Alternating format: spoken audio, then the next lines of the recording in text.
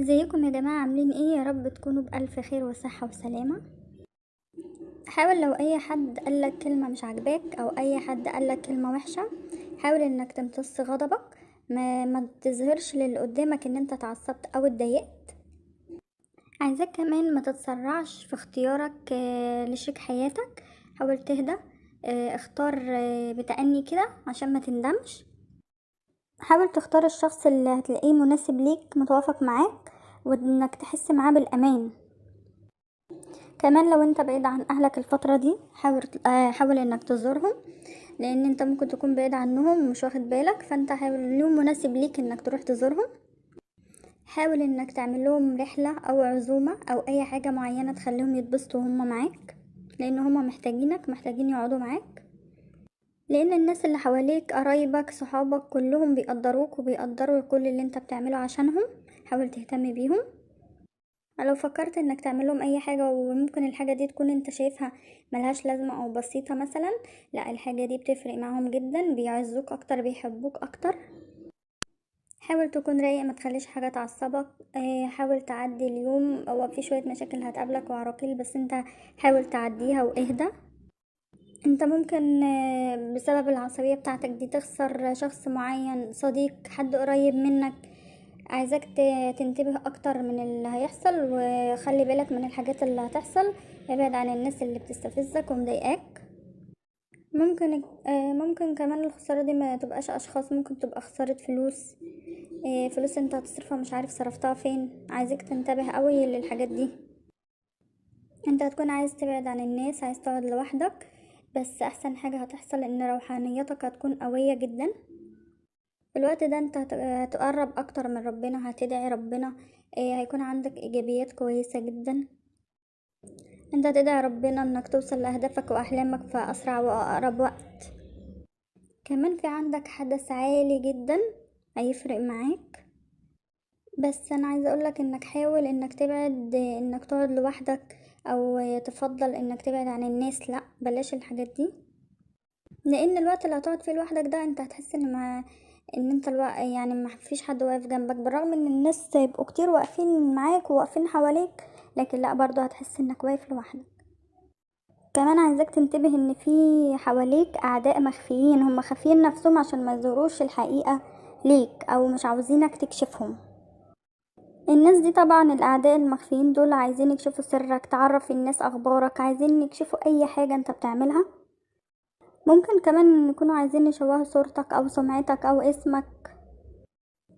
خلي بالك من الكلام الكتير اللي ممكن يتقال ورا ظهرك. عايزاك تبقى حريص جدا في الفترة دي. حياتك في الوقت ده متشتتة. دماغك مشغولة في كذا حاجة، مش عارف تلحق على ايه ولا ايه، مصاريف، اطفال، مش عارف تروح فين او تيجي منين. حياتك كلها متلخبطة في المشاوير اللي انت بتعملها. ممكن تكون انت جاي في بالك انك عايز تسافر مكان معين، مكان في بالك عايز تبعد عن الناس. اوقات بتكون محتاج حد يسندك، حد يقف جنبك، حد يدعمك. عايزة اقولك ان الحاجات دي يعني انت استغفر ربنا عشان تهدى وتركز في الحاجة اللي انت عايزها. في مشروع انت هتبتدي بيه، بس هتبتدي بحاجة بسيطة جدا. المشروع ده هركز عليه عشان هو هيكون مفتاح الفرج ليك بإذن الله تعالى. انت طلبت من ناس معينة انهم يردوا حقك، ومحدش رده لغاية دلوقتي. وطبعا انت متضايق ومخنوق وحاسس انك عايز تعمل اي حاجة فيهم عشان هم اكلوا عليك حقك. طبعا انت مش واخد بالك انت بتتضايق ليه، من ايه اللي بيحصل لك ده. كل الزحمة دي وكل التوهان اللي انت فيه ده وكل المشاكل دي نتيجة سحر معمول لك. السحر ده معمول عشان تتوه وعشان تتشتت في الدنيا. انت دلوقتي غير مستقر في حياتك او نفسيا. حالتك النفسية مش متظبطة. مش بسبب الظروف اللي بتحصل ولا سبب الناس اللي هي اخدت حقك او كلت عليك حقك، لا، ده نتيجة نوع من انواع السحر، وهو للتوهان وان عقلك يتشتت. عشان كل حاجة تعملها، او اي حاجة انت عايز تبتديها تقف حالها، يقف. كل ما تفكر توصل لهدفك او لحلمك ما توصلش. كل قرار تاخده، كل كلمة تاخدها بتقف. اي خطوة انت بتمشيها لقدام بتلاقي نفسك رجعت 100 خطوة لورا. عايزة اقولك ان اللي عملك السحر ده 3 نساء هما كارهينك. النساء دي يعتبر قلبهم اسود من ناحيتك، حاقدين عليك، كارهينك بطريقة ملهاش مثيل. 2 من النساء دي يعني اقرب ما يكون ان هم احجامهم كبيرة شوية، بيلبسوا نظارات.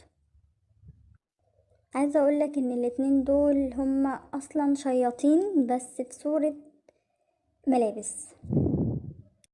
انا مش عارفة هما مين بالظبط في حياتك، بس هو الناس دي يعتبر بيشتغلوا في حاجات ضد البشر، ما بيعرفوش اي حاجة عن الايمان. استغفر الله العظيم.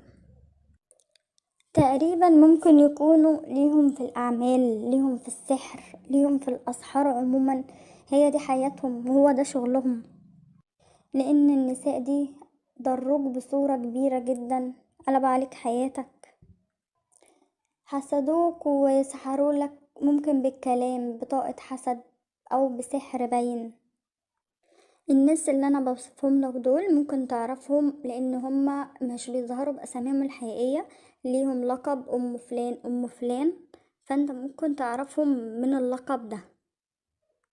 لان الناس دي في المحيط اللي انت قاعد فيه، في مكانك مش بعيد عنك، فاكيد هتعرف.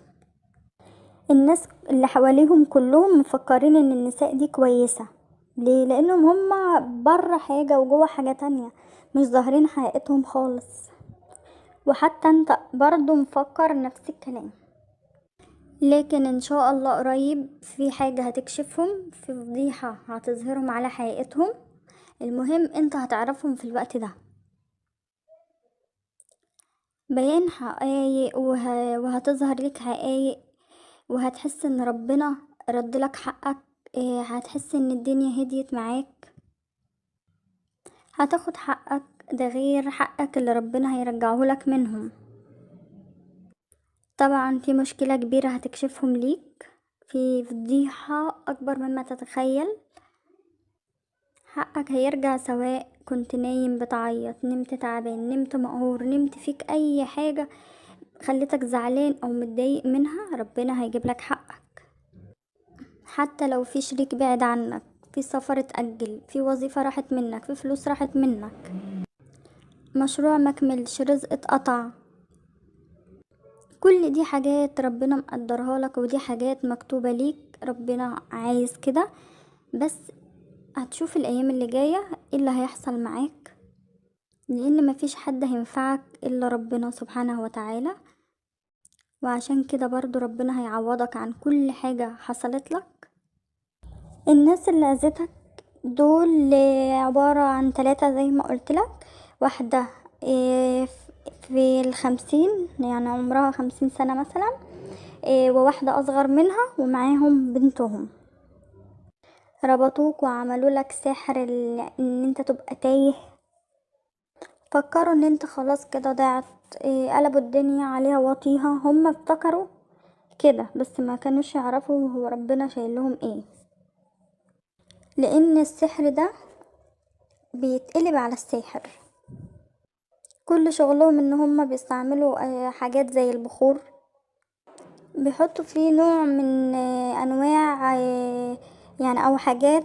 الحاجات دي بتجيب الحاجات اللي مش حلوة، يعني حاجات مش كويسة. وده طبعا كان السبب في لخبطة امورك وحالك بشكل عام. طبعا في العلاقة العاطفية في علاقة ثلاثية، الطرف الثالث اللي في العلاقة الثلاثية ده هو اللي دايما بيكون سبب في المشكلة او اي حاجة انت بتواجهها. طبعا انت فاكر انك كده صح، ان الطرف الثالث ده هو اللي ليه علاقة. لا طبعا، الطرف الثالث كده مظلوم، لان مش هو اللي دمر حياتك، مش هو اللي عمل كده. دول الناس اللي انا قلتلك عليهم، ال3 نساء.